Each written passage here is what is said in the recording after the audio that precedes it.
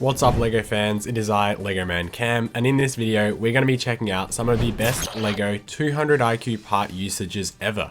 Just like in set 30386 Poe Dameron's X-Wing Fighter, which is a polybag set from LEGO Star Wars in 2020. Can you spot which weird LEGO piece is being used here? If you look closely, the ship is actually using carrots as thrusters. LEGO made a bigger version of this set at the time, and you can see the orange thrusters on the back. But this one costs 33 times more than the price of this polybag, plus the bigger one doesn't even include any carrots. So what exactly makes a part usage 200 IQ or strange or different? Well, this is what LEGO designers call NPUs, or nice part usages, and it's where they try and take an existing LEGO part that may have been thought to only have been useful in a certain way and then make it into something completely new. This saves them having to create a whole new piece which costs a whole lot of money, and it means they can fit so much more into a set. Such as in the LEGO Ninjago set the Master Wu Dragon from Season 5. Wu's Dragon has two completely unique part usages. The first is on the nose of the dragon, where it has a tan moustache which is designed to emulate Sensei Wu's own moustache. The LEGO designer used LEGO Unikitty tails from the LEGO movie sets and printed them in plain tan. They then turned them on their side to make a cool mustache effect. You may have already seen the second nice part usage, and this is on the horns of the dragon, where the designer used croissant pieces in white. I love how the shaping and the bumpiness makes the dragon look more flowy and natural. Now we have not a nice part usage in a set, but rather on a minifigure, and this came in LEGO City Set 60369, the Mobile Police Dog Training, where the dog trainer uses these giant arm molds to simulate a suit that he would be wearing, that the dogs could attack without him getting injured and breaking his arms. This arm mold only ever appeared on one minifigure before this, and this was in the 2018 Cactus Girl from LEGO Minifigures Series 18. She uses these arms in a green color to make it look like she's standing still as a cactus. This is exactly what LEGO means by nice part usage, as no one would have ever thought that you could reuse those cactus arms in another setting, but they work absolutely perfectly here on this dog trainer minifigure in a dark blue color.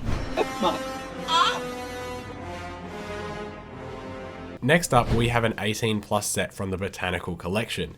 Now, I've never been someone who buys the Botanical sets, but I can appreciate when they have a really nice part usage in one. The set we're looking at here is the bonsai tree, which features both pink and green leaves that you can swap out depending on your style. One of the cool part usages here are these 1x1 circular tiles that are piled into the pot of the plant to look like stones and dirt and rubble. But I'm actually most interested in looking at the pink tree version of this set, which has a really bizarre but also genius part usage. As you can see in the pink leaves, they actually use tiny pink frogs to simulate some of the detail. Now the LEGO frog piece is a really old piece that has been around for so long, but it's apparently a real favourite in Denmark at LEGO HQ, where the LEGO designers love trying to sneak it in to as many sets as possible. They often hide it in little holes and crevices in different building sets, but in this set the pink frog is out in the open and there are so many of them all over the leaves of the tree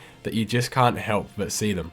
I'm not 100% sure whether this one works perfectly as a nice part usage, as you do still kind of look at them as frogs, but anyway, maybe they can just represent lots of tiny little pink frogs in the tree rather than actual leaves.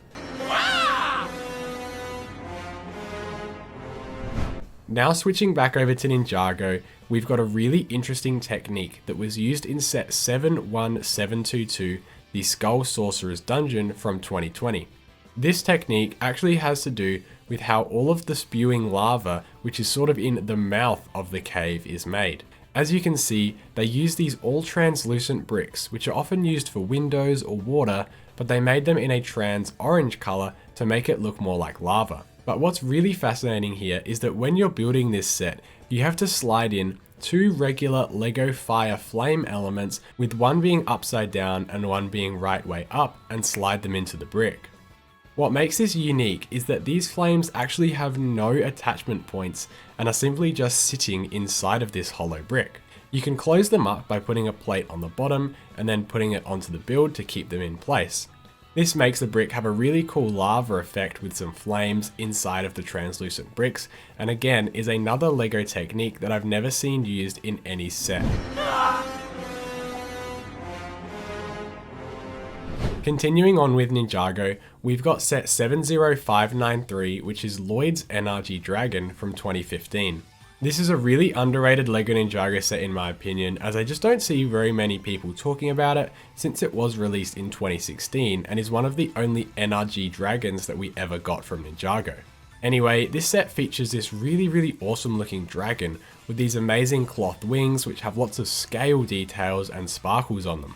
The set also features two side builds for the Sky Pirates, one being a tower and one being a catapult, but they're pretty useless and kind of irrelevant for what we're looking at today. Anyway, the interesting part usage in this set comes on the side of the dragon, and you can see it actually uses big fig arms to make it look like muscles. These arms are molded in a black color, which is a direct reuse from the Gorilla Grodd minifigure from the LEGO DC theme just a few years earlier. I think this is another perfect example of a nice part usage where it doesn't distract you from the build and it actually looks like muscles on the dragon. If you didn't know that this piece was originally used for big fig arms, you would just think that it fits in perfectly with this set, which I think goes to explain just how genius this technique is. The next set is personally one of my favourite LEGO sets of all time, and this is set 76989, the Horizon Forbidden West Tall Neck. This set is one of the most affordable sets of all time at just $90 for 1,222 pieces. It also comes with one of the most highly detailed LEGO minifigures ever in Alloy, who just looks completely amazing with a new molded hairpiece and then side arm printing. Anyway, the nice part usage in this set comes towards the back of the tall neck, which are these large robotic creatures which kind of roam around the world in the Horizon game series. For these parts on the back, which I believe are some kind of aerodynamic propulsors, they use snowboard pieces in a light grey colour to get this unique curved shaping. It's always so difficult to make sloped designs in LEGO at a small scale without looking too blocky, so I think the designer did a really great job here using this piece. And now we have one of the more bizarre LEGO part usages of all time, and one that's actually using a part which isn't even a real LEGO piece. This is in the LEGO Movie 2 set, the Sistar Party Crew. This set has so many fun elements to it, just like Benny's cool sunglasses and Metalbeard, who uses a clamshell in gold, but also a trumpet for an arm and a piano for a leg.